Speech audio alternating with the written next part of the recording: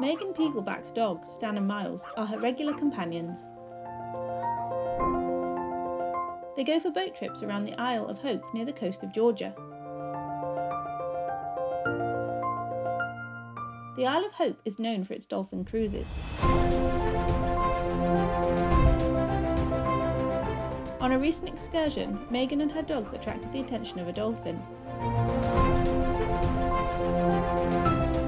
Miles the puppy, who had never seen a dolphin before, barked at the strange creature.